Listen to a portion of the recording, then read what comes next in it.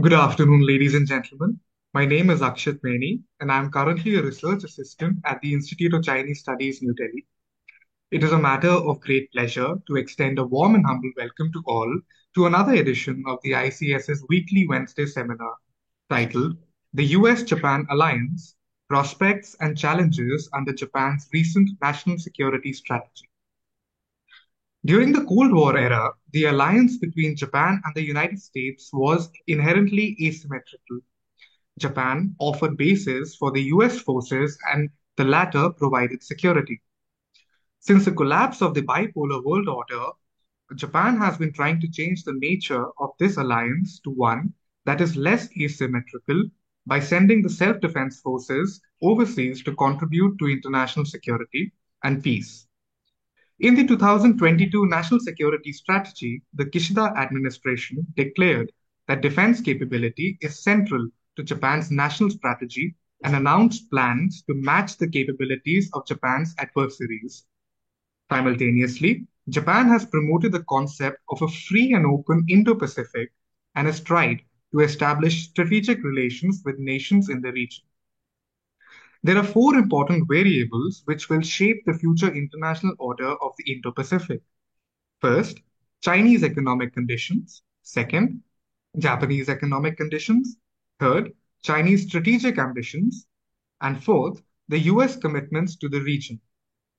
Japan will need to strengthen its strategic role in the bilateral alliance with the United States to ensure that American commitments to the US Indo Pacific region continue. The speaker for today's session is Professor Tomohito Shinoda, Professor of International Relations and Director, Matsushita Library and Information Center, International University of Japan at Niigata.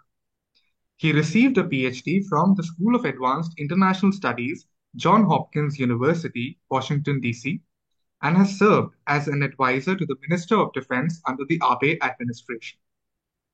His research covers Japan's politics and foreign policy, international relations in East Asia, and US Japan relations. His recent publications include Contemporary Japanese Politics, Institutional Changes and Power Shifts, and Koizumi Diplomacy, Japan's Kantei Approach to Foreign and Defense Affairs. The seminar will be chaired by Professor Shrabani Roy Chaudhary, Professor in Japanese Studies, Center for East Asian Studies, Jawaharlal Nehru University, New Delhi. Her association with Japan began with the Japan Foundation Fellowship in 1996 to 1997. She has been on a visiting scholar program at the Keizai Koho Center, Ministry of Economics and Industry, Policy Research Institute, Ministry of Finance, Japan, REIB Kobe University, GSID Nagoya University. Her recent publications are centered on economic diplomacy between Japan and India with reference to Japanese business. Currently, she is looking at India Japan relations from the perspective of the power dynamics in the Indo Pacific region. She has, to her credit, two edited volumes titled India Japan Relations at 70, Building Beyond Bilateral, published in 2022, and Japan SAARC Partnership, A Way Ahead, published in 2014. Before I hand over to the chair, I would like to ask all participants to please follow a few housekeeping rules. All participants shall be muted during the seminar. Questions may be posted in the chat box along with your name and affiliation. Alternatively, you may use the raise your hand option during the interactive session. You shall then be called upon to unmute yourself. Thank you. The floor is yours, ma'am. Thank you, Akshat, for this warm introduction and welcome to this online activity that ICS conducts every Wednesday. And we are today privileged to have among us Shinoda Sensei, who is expert in area of security and with specific reference to US-Japan alliance. Um, Without much of an ado, may I ask Professor Shinode to take over and present your work? I would please request all audience out here to keep yourself muted, but it would be nice if you could have your videos on. Thank you. Thank you very much. Thank you for very kind introduction. I would start showing my, uh, let's see, Slide. here, slide, here. Okay. And I need to do this one. Okay. Can you Yep. see it? Okay, good. I can see, I'm sure Okay. others can. Okay. So the title is US, well, given title is US-Japan Alliance Prospects and Challenges under Japan's recent national security strategy. I like to talk about the historical background, and I am not into going to the too much technical issues about the national security strategy. Instead, I like to talk about the larger picture surrounding this subject. Okay. Well, because I got very detailed that introduction, I don't think I need a self-introduction. Let me start with the post-war tradition of Japan-US alliance. Well, Japan-US alliance, bilateral alliance is very asymmetric nature. For a long time, under the Cold War period, Japan provided only bases, while US provided security of Japan.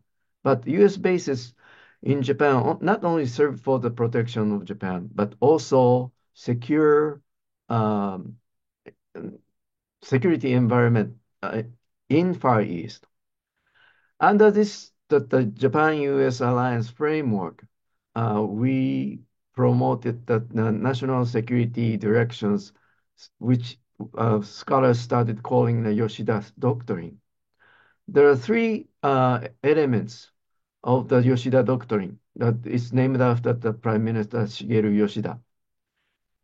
First one is economic recovery first in the post-war period, and Japan would rely on the Japan-US alliance.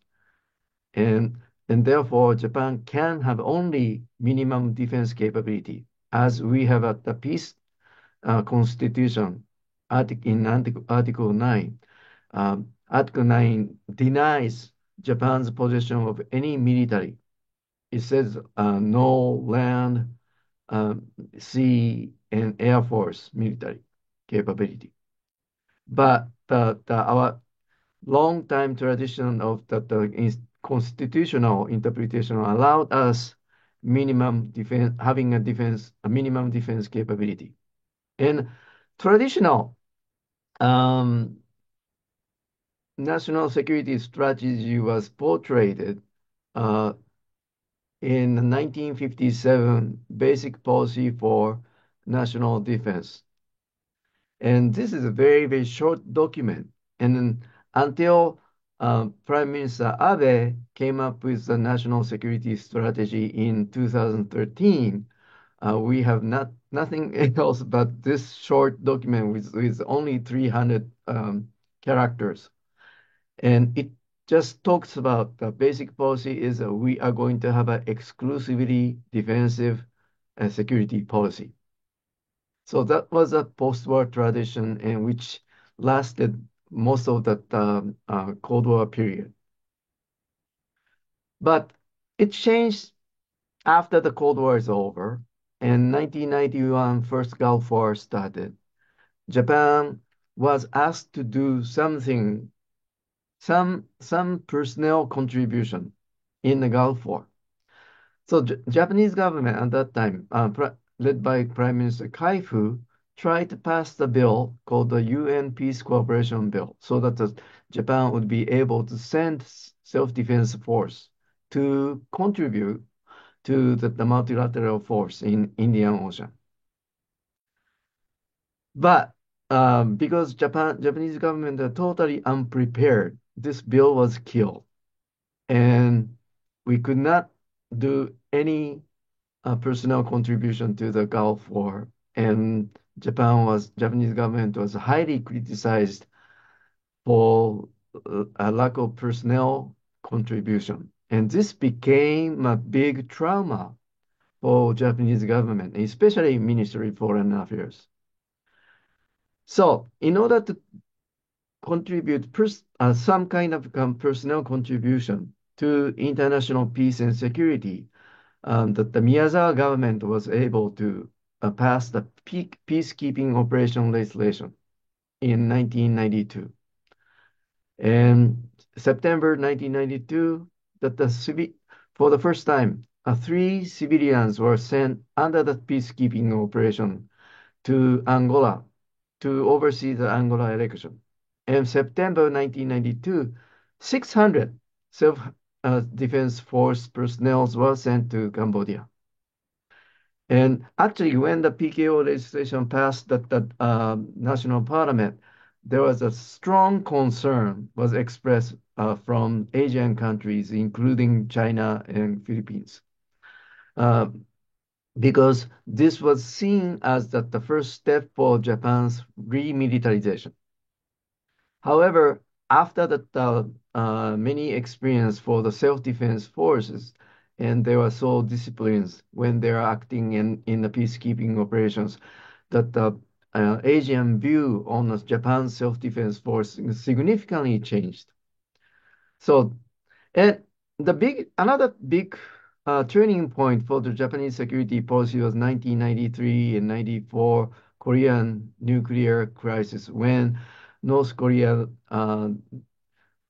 threatened that to leave that non-proliferation treaty regime, and they tried to kick out the IAEA officials. And actually, this time, the Bill Clinton administration was prepared. They were pretty much done with the diplomatic negotiation with North Korea, and uh, President Clinton was preparing another war against the North Korea. And during this time, that the American bases in Japan requested the Japanese government to give some rear echelon support. But the Japanese government tried to find the legal basis to provide such support. There's nothing. So this was big moment. Gulf War, Japan was criticized to send the self-defense forces, but it's far away from Persian Gulf is far away from Japan, and if Japan cannot do anything but just provide the financial contribution to the Korean contingency in Korean Peninsula. Both Japanese government and American government officials thought that our bilateral alliance is going to collapse. So luckily, because of the President uh, Carter's visit to Pyongyang, U.S. avoided the war against North Korea. But so Japanese government and American government thought that we need to do something to um, fix the situation of bilateral alliance. So 1997, Japan-U.S. defense guideline was set so that the Japan would be able to um, provide the rear echelon support to the U.S. forces in the case of regional crisis, such as Korean Peninsula or the contingency over the Taiwan Straits. And so these are the steps for Japan to make the Japan-US alliance less asymmetrical. And another big moment was under Koizumi government between 2001 and 6. I wrote the book titled The Koizumi Diplomacy and known as a expert on the Koizumi national security policies. What happened in 2001 when the United States was hit by the 9/11 incident? Japan quickly came up with the anti-terrorism legislation so that Japan would be able to send the self-defense force vessels to Indian Ocean for refueling the multilateral force vessels. And this was significantly contributing incident and that highly appreciated by multilateral forces. In 2003, Koizumi government also passed the Iraq legislation. Under this legislation, that the 800 ground self-defense force was sent for reconstruction purpose of Iraq. In 2004, 3 and 2004, Japan finally enacted the emergency legislation. Those are the major development under the Koizumi government in national security policy. And another improvement happened under the second Abe cabinet. And Prime Minister Abe was able to establish National Security Council, and the foreign minister meeting meets regularly, almost twice a month. And the foreign minister, meaning that the prime minister, chief cabinet secretary, and defense minister, and foreign minister, they regularly meet and check on and share the common view on the current issues all over the world.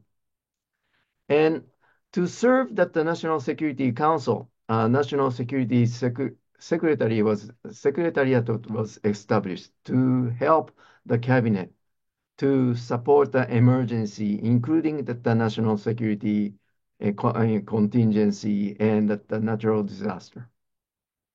In 2013, the first national security strategy was introduced. The main focus in the national security strategy was Japan should continue its effort to make the Japan-US bilateral alliance to make it less asymmetrical, so that the Japan would more can provide more personnel contribution. So the main aspect of the national security strategy in 2013 is Japan should provide the proactive contribution to international security. And in order to make that Japan's effort, Japan changed that, introduced the secret protection legislations. So that there have been considerable outcries from the United States and other friendly nations, because we did not have a law for the secret protection, which allowed the leak of information, leak of intelligence from foreign countries. So finally, Abe administration was able to pass the secret protection legislation so that it would make it safer for other nations to share intelligence with Japan. So info sharing with Five Eyes became more active now. In 2015, Abe administration passed the security legislation. In 2015 security legislation, which allowed Japan to provide extended logistics support. And this is an important influence on Japan's security. And it would provide logistics support to foreign forces, not only United States, but also foreign forces who is fighting with the United States. And Japan would be able to provide search and rescue activities, and also ship inspection operations. Another big point about this security legislation was Japan would be able to exercise a collective self-defense. Since 1972 government interpretation, Japanese government prohibited itself to exercise collective self-defense. But if it's the case of that severe and a direct crisis to Japan's security, Japan can provide collective self-defense. However, it has the geographical limitation. I think it would be difficult to apply to the events in the South China Sea. In 2022, the second national security strategy was introduced. And this was significant change because post-war regime, that the characteristics of post-war regime is displayed in the left side. Uh, Japan was promising to neighboring country not to become a military power. And they have a basic defense strategy just to face a limited attack, such as the possible Soviet attack to Hokkaido. And Japan tried to keep distance from power politics. And during the Cold War period, Japan had a balanced position between United States and China. But 2022 national security strategy changes this post-war tradition of Japanese national security strategy. Japan identified defense capability as central to national strategy, and Japan would have a defense strategy to meet adversaries' capability, all the adversary capability. And Japan has a keen interest in power and geopolitics. And Japan promised to promote the deep integration with U.S. strategy. So this is a very different. And I cannot get into the details of the national security strategy because it's so much, so many items are introduced, and it's almost like sounds like a wish list for me. I don't know how much of the items they presented in the national security strategy is going to be achieved. However, the current Kishida administration is in the process of doubling that Japan's military budget from 1% of GDP level to the 2%, so that we are hoping to achieve or what many of the items which is introduced in this new national security strategy. And this change was brought because of that Xi Jinping's global strategy. I just translate this book, The Final Struggle, written by the Ian Easton, which talks about that inside China's global strategy. Ian Easton got how can I say, the textbook from Communist Party School and also People's Liberations Army School, and that and find out what kind of the international order Xi Jinping is pursuing. And Xi Jinping's frequently slogan include those three things: achieve great Chinese resurgence. Or he also talks about to construct the community of common destiny of for all kind and establish a new international political order. What does it mean? This book, Ian Easton's books, talks about Xi Jinping is going to introduce the international political order led by China. So it was almost like a traditional in East Asian international order, what we call the tributary system, old tributary system, which China has a hegemony, and Xi Jinping want to establish the new tributary system, and that those textbook in Communist Party school and People's Liberation Army school deny the Westphalia system. Xi Jinping's idea is that the Westphalia system, under which that the old nation has an equal status, is totally disaster. He thinks that it should be led by a superior nation like China. So it has a strong sinocentrism, which China used to have that before the Opium War, and they want to Xi Jinping want to export Chinese system. And he argued that the Confucianism is based on the Chinese control of the world. So this is at the international political order and what Xi Jinping is pursuing to establish in the long run, and which I don't think both United States and Japan would be able to accept. And this also react to that Chinese maritime military expansion. This is the document I was given by U.S. intelligence sources, but it is unclassified so that I will be able to share with you. 1990, at the time of 1999, um, areas of PLA influence was very limited, just off the Chinese coast, with the limited military capability. But this is current.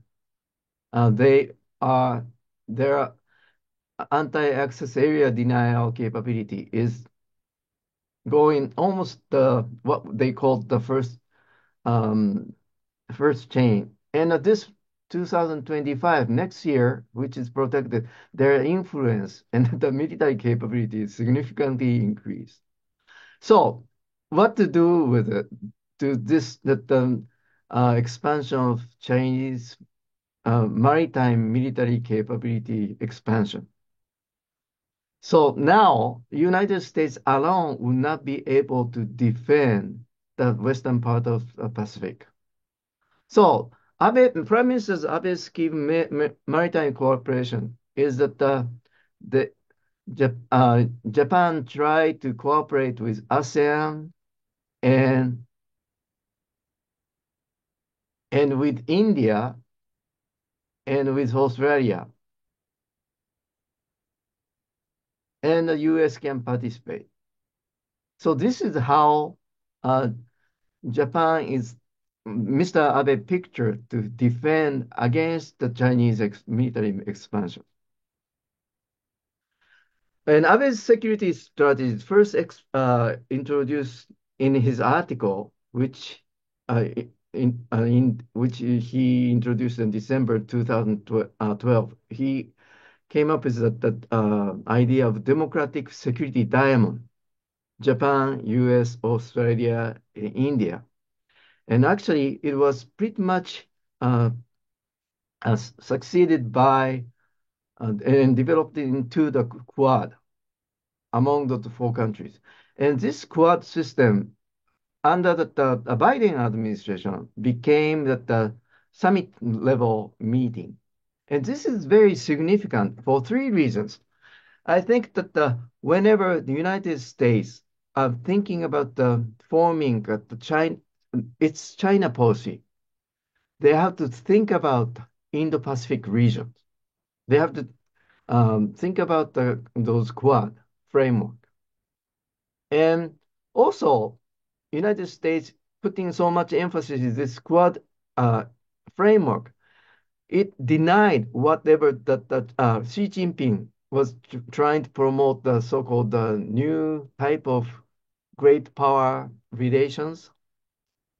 He suggested that the G2 system should be provided, and Pacific should be divided between China and the United States.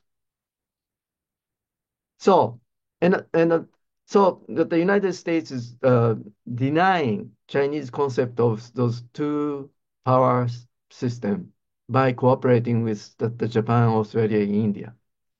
And this Quad system, thirdly, this Quad system provides that strengthened economic security for four countries in the areas cooperation in the areas of technology exchanges, economic integration, or the sharing supply chains, and also sharing natural resources if either party needed.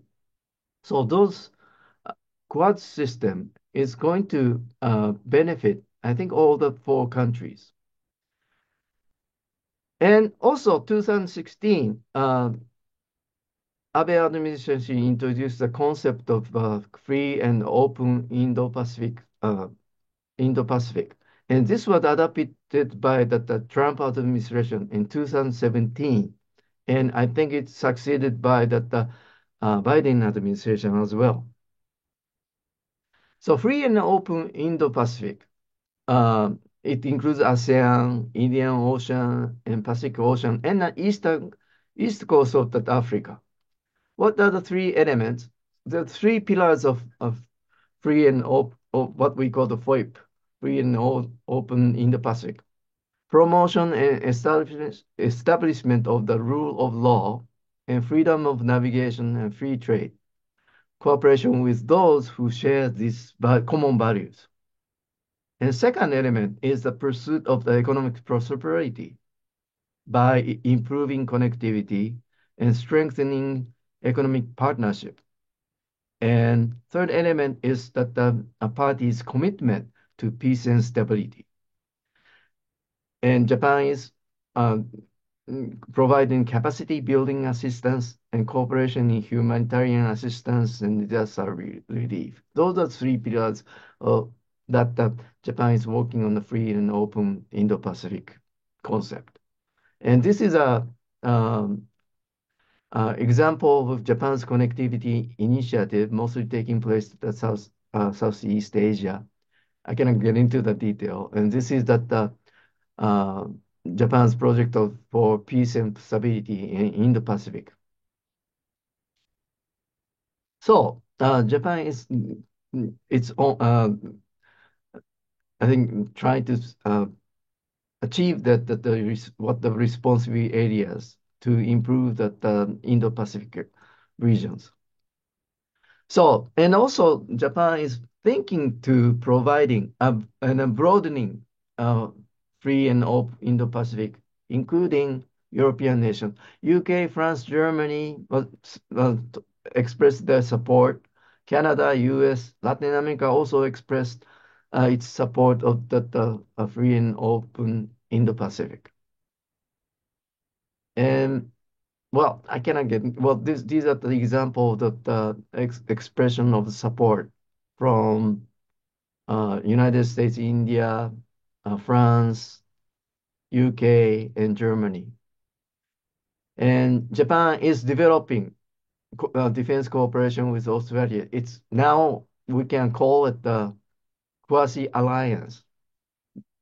And Japan is also promoting the strategic partnership with India. There are items I do not think that I have a time to go into that too much details, but India is now purchasing the U-2 rescue plane, and we had a 2020 joint exercise Malabar, that the ground and air maritime defense forces try to cooperate with each other. And I think that the new bipolar system is going to be established.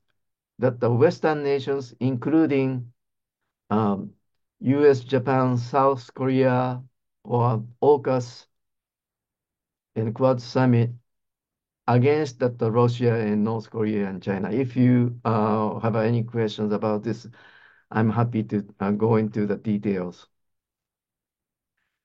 And at the final moment, I think that what kind of international order we are going to see in the near future depends on those variables I presented here.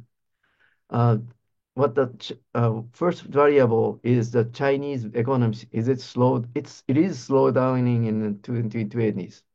Is it going to have China going to have a soft landing or a hard landing? The Japanese economy, we had a 30 lost 30 years. And can we recover with new innovations? And US commitment in the region is the third factor. I guess that the Trump risk is if Trump is going to be re-elected, I mean, re-elected this year, what is going to change? Is it going to have a commitment in the Indo-Pacific region, or that is the U.S. government would finally drop the strategic ambiguity over the Taiwan Strait? And fourth factor is Chinese ambition.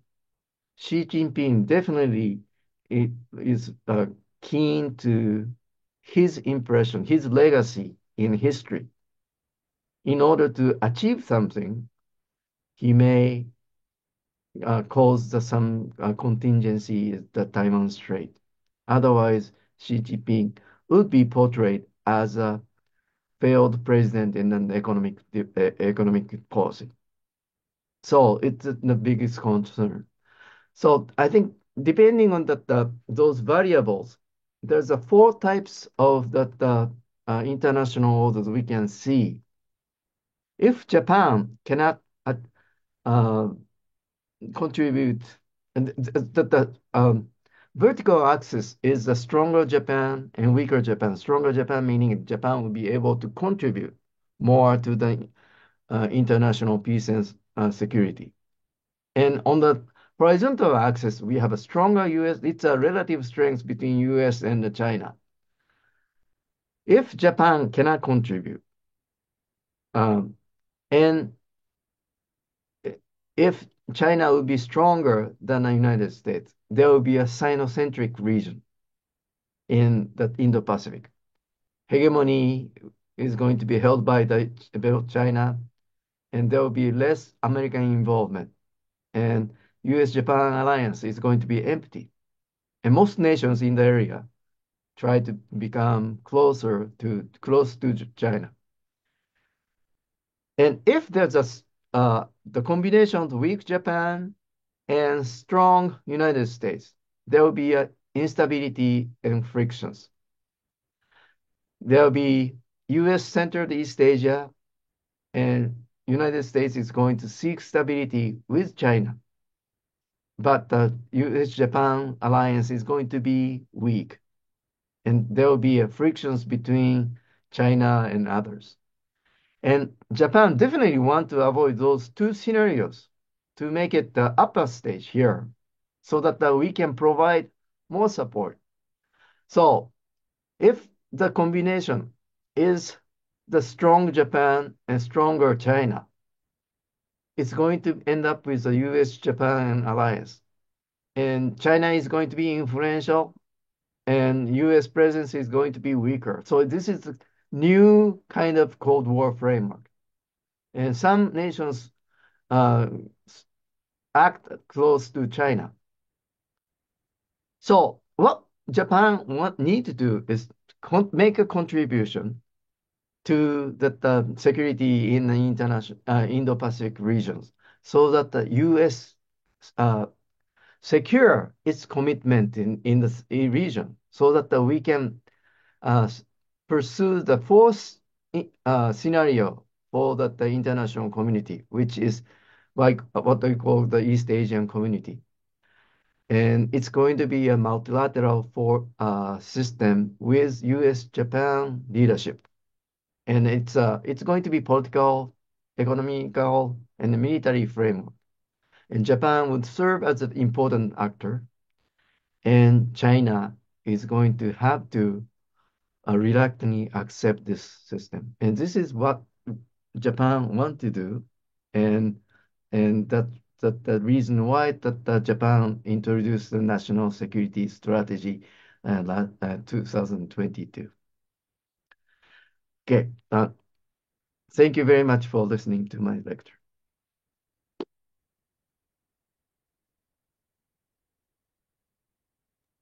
Thank you, Professor. I think your last 5 slides should bring in a lot of questions for you. And it is interesting because the policy directions that you talk about and the way of creating an East Asian community, I think there's a strong narrative growing from Japan on this area. It would be interesting to see what kind of questions that would come from the floor. But let me begin by asking you a question from the chair itself so that we can roll the discussion a little more. You give this for scenario and you are batting for East Asia community. Mhm. Uh, how is Japan going to position itself against those set of countries which are aligned more towards China in this, road of wanting them to move over to the order that Japan would like to have in Indo-Pacific? So, what is your take on that part? Um, this is a very, very, thank you for the interesting question. I think that we need to ask that the countries in the region, which international order would you like to be part of? Mm. Do you like to be that the new tributary system led by China, or more like a liberal international order led by United States and Japan? And I don't, maybe that some Southeast Asian would prefer to be part of the tributary system. They maybe feel comfortable to receive the economic assistance from China. However, I believe many of the people who want to have a freedom, if they Trade see war. what the China did to Hong Kong Mm. to constrict the freedom of the people. Um, I I have a strong hope that the Asian nations, many of the countries in the region would choose the liberal international order over Chinese hegemony. Okay. I'll start taking questions from the chat box. You can also open up your chat box to see these questions. It is by Asutosh Vashishta. My question is, he says, in the dynamic context of the changing world order, where countries are actively striving to prove their economic, military, and global regional influence, I'm curious about the specific steps Japan is taking to enhance its standing in the Far East in light of the recent waters discharge from Fukushima Daiichi nuclear station into the Pacific Ocean. Uh, It's to do um, with how Japan is trying to, take a position in spite of what they face in the neighborhood because of the Fukushima Daiichi nuclear waste. what you're talking about the water uh, Yeah. issue, yeah, that the Our scientific, scientifically, it is proven that the water now disseminated from the Daiichi Fukushima plant is much less dangerous than what the China's nuclear plants on the doing in, or even South Korea is doing. And I was told my friends in China, they bought some radiation detection facilities, and they found that the radiative reaction is much stronger, even in that the many construction of the building, that what the apartment they live in, than what the disseminated that the Daiichi Fukushima. Uh, it's that propaganda China tried to establish, but South Korea did not buy it. And many of the Asian nations are supportive of IAEA, the decision to Okay. uh, to see that what is doing here. Thank you. I think we go on to the next question, which is probably something that I had already asked you, but it brings into interest your India-Japan cooperation in the changing, um, geopolitics dynamics. How do you see India-Japan's cooperation, and how do you think it will get enhanced? Is the question that Venkataraman asked, and he, of course, thanks you for this illuminating presentation. Mm. Honestly speaking, I am not expecting the same degree of cooperation, military cooperation level with India as what we are promoting with Australia, Okay. because of the regional, what the geographical proximity. Something happens in the East East China Sea or South China Sea, that Australia is more willing to provide the help than the Indian government. But it is important to have a close cooperation in the Quad framework and just providing in moral support in a security term. And also, we talk about the uh, economic security, and those cooperation among the four countries are very, very important. The next question comes from Imran Akhtar. It's a question from someone who's joined us from Afghanistan. He's a professional head of development centers, Al Fala University of Afghanistan. Mhm. Question is, how does Japan's NSS address the issue of North Korea nuclear and missiles program? And how does it propose to collaborate with the United States in addressing this challenge? Um, it's it's difficult to deal with the North Korean issues because we do not know what the intent they have. My guess is that the North Korean leader Kim is trying to get the attention from the United States.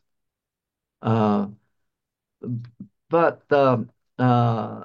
once he used missiles, whether it's nuclear or non-nuclear missiles, in that on Japan, I think that will be the end of the North Korean regime, and which I hope that he understands.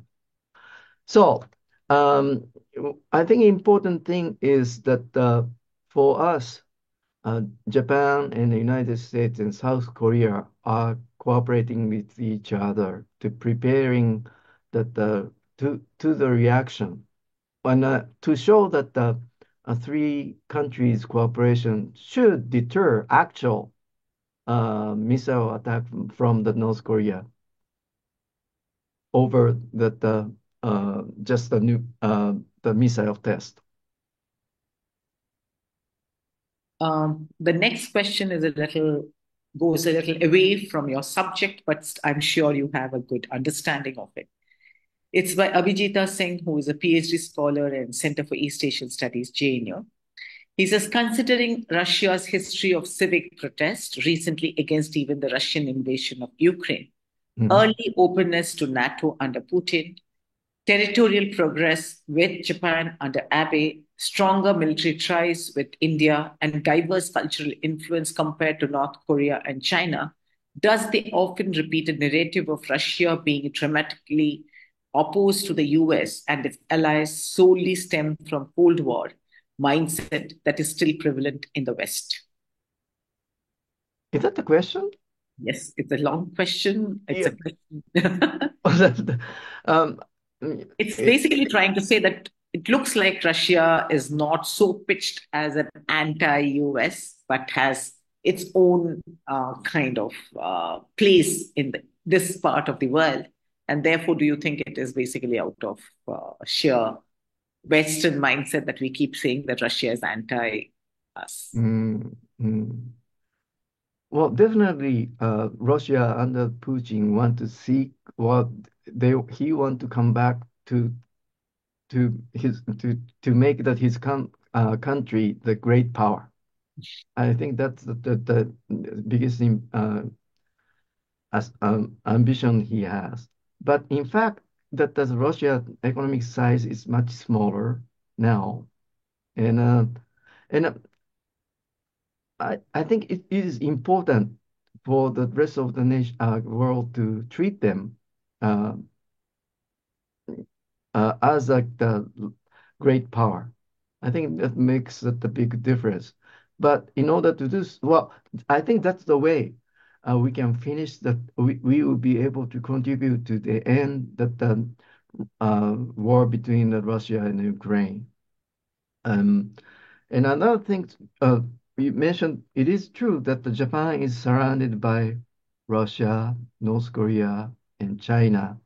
They are all nuclear countries, and we have to face. And Japan alone would not be able to defend itself.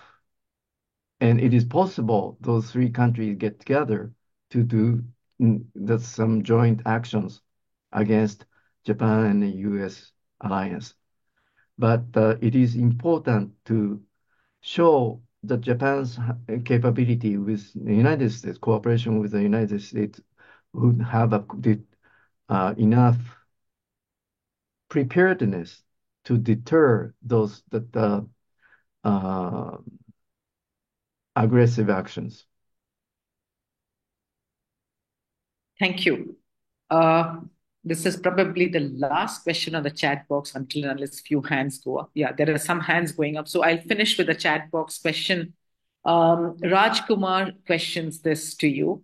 Will Japan try to maintain or remain number one economic and investment partners of ASEAN as she is right now? And will Japan try to remain at the spot by having partnership with India in ASEAN as she is having a tough competition from PRC's BRI, that is Belt and Road Initiative 2.0? I recently visited Cambodia and Laos, and we cannot compete with China in terms of economic investment, and that in terms of quantity. However, our economic assistance to the Southeast Asia we can compete in terms of the quality because of many of the ODA we provide, offshore development assistance, it's a soft loan, which is about the 1% that the interest rate and long-term loaning. And so compared to the Chinese assistance is that the commercial level, almost like a 5% interest rate. So in terms of quality, I think we can compete. But and many of China's investment in real estate in Southeast Asia, they are going to end up with a failure, I think. Just may I add something that is absolutely formulating and is very new, that is the OSA, Official Security Assistance, that Japan has proposed. What is your take on it? What? Which security assistance? Official security assistance, a part of aid that is going to go in with focus on security, which I think one small amount has been given to Philippines or Indonesia. It's just the beginning. I think Bangladesh has got a little of it. It's a very small amount, but it's been named as official security assistance. Well, yeah, for example, Japanese government provided the Coast Guard vessels. Yeah, but I think Coast Guard part was put in as a part of the previous ODA program. This is a new addition that everyone is now having a closer look. It's still in its formulation. I think Bangladesh has been given something, a very small amount because of the Matabari port that they want to do. So it's an interesting development, I think, to term it as OCA, that is Overseas Security Assistance. Little nomenclature difference that has happened.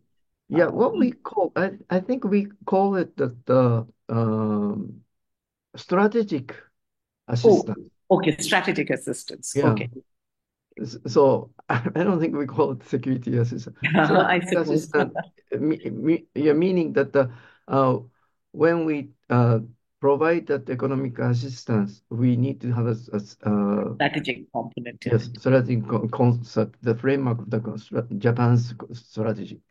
So yes, we do provide for improve the security of the countries in the region. We have Akshat. Akshat has risen, could you like to come in and ask your question? Yeah, thanks. Thank you, ma'am. Thank you so much, Professor Shinoda. My question is with regard to proactive pacifism as a concept, and it is one of the most important overtures made by Japan under late former Prime Minister Abe, and apart from the idea of collective self-defense in the region. Bringing this within the context of the Taiwan contingency, In your view, could we see a more prominent Japanese contribution towards Taiwan's security, or would Japan's response in the event of a Taiwan contingency operate largely within the framework of the US-Japan alliance? And this particular Japanese contribution doesn't need to be military, maybe a little more a deeper political interaction setup or greater emphasis on Japan-Taiwan economic security. What would your views on that be, sir? Thank you. Hmm. It's very important question. Thank you for asking. Um, Tai contingency over the Taiwan Strait. Well, I think that the Prime Minister Abe used to say Taiwan contingency is Japan's contingency, and it is true. Um, we have done many simulations, and if China is going to attack Taiwan, of course that the U.S. is going to defend Taiwan. From where? Well, probably from bases in Japan. That's the closest. Maybe some come from the Guam. But so probably China is going to hit the American bases in Japan with missiles. So that means Taiwan contingency is uh, Japan's contingency. And therefore, we are going to activate our right exercise of the self-defense, individual self-defense as well. And it's of course, collective self-defense with U.S. forces. And in the long run, Japan has a strong, keen interest in Taiwan. If Taiwan is united by China, what's going to happen? That most, I think, many of the Japanese experts realize uh, China is going to build the submarine bases in Taiwan. There's a huge continental shelf it, along the China coast until up to the Okinawa Trough. So now we can detect virtually all the submarines which comes from Chinese coast to the Western Pacific. However, if China annexes Taiwan, that the east coast of Taiwan start with the very, very deep sea.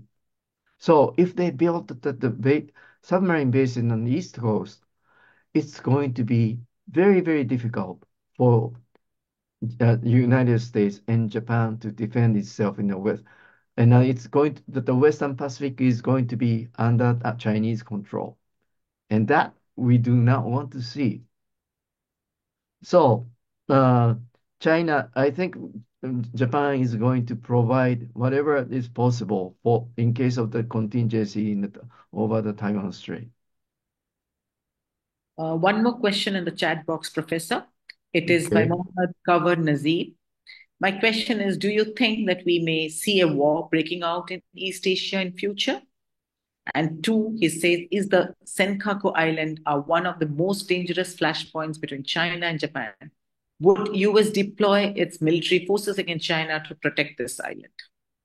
Let me answer the second question Yeah. first. Yeah. Senkaku Island, we used to concern a lot, but now that if Xi Jinping is willing to attack, well, that he has any intention to attack Taiwan, that the Senkaku Islands is too high risk with very little return for China. It's going to be very difficult for um it's easy for China to control the Senkaku Islands, but it's very difficult to keep the control over the island. There's no logistic support they will be provided in the long run. So I think it's too high risk and too low return. So now I'm not worried about the Senkaku Islands anymore. But I would be worried about Taiwan. As talked about, that the Xi Jinping have an ambition to be portrayed as a hero, Chinese hero, to recover Taiwan. And the first question said, Professor, whether there would be a Yeah, war in that East Asia. that's the biggest risk. Taiwan, China's attack on the Taiwan would be the biggest risk in East Asia. Thank you. Is there any more questions that are going to come up? Please raise your hands. Otherwise, we are close, near to closing. Isn't it, Akshat, that we are close to closing the session? We have a few minutes, ma'am. We can take up a few more questions if there are. Otherwise, we could have a general discussion with Professor Shinoda. Yes, Yeah. ma'am.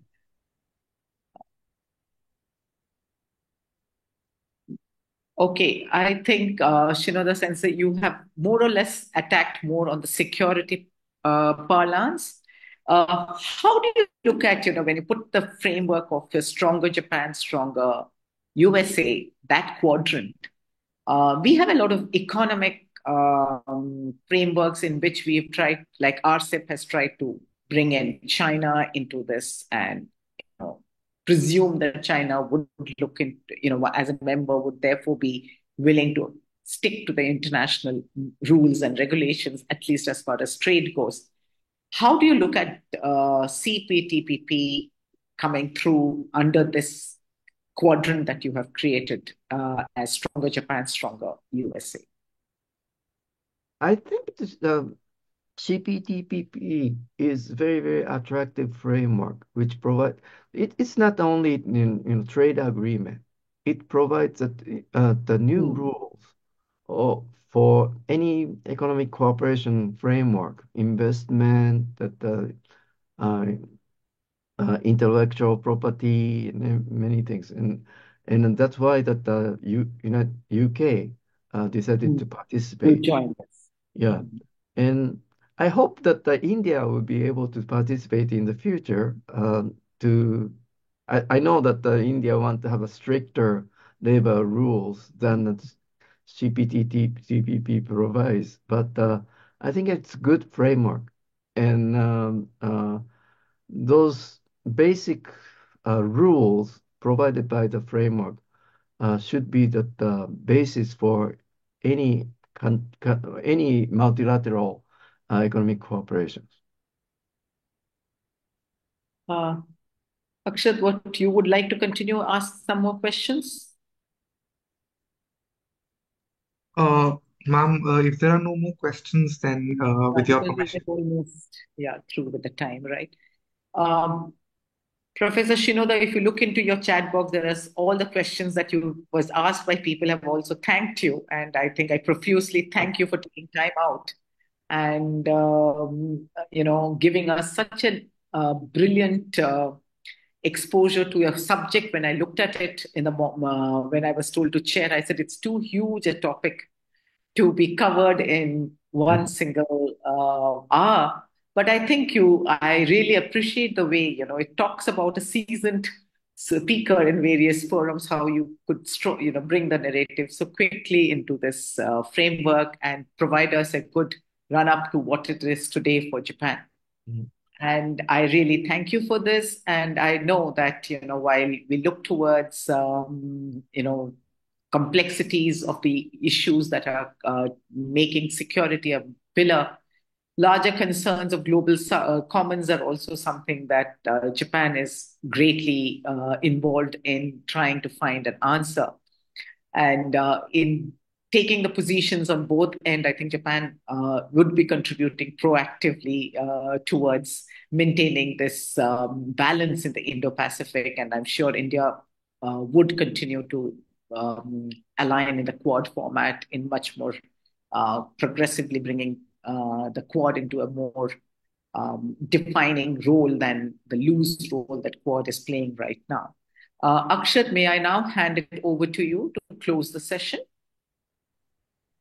Thank you so much, ma'am. With this, we come to the end of today's seminar. We thank Professor Shinoda and Professor Roy Chaudhary for gracing today's seminar with their presence and for giving us their precious time. The video of today's discussion shall be available on the ICS's YouTube channel. We would also like to invite you to next week's seminar titled China in Multilateral Institutions, Objectives and Actions. The ICS conducts seminars every Wednesday. Further information regarding the topic can be found on the ICS website. You may also subscribe to our newsletter for regular updates. Thank you so much for joining us today, ladies and gentlemen.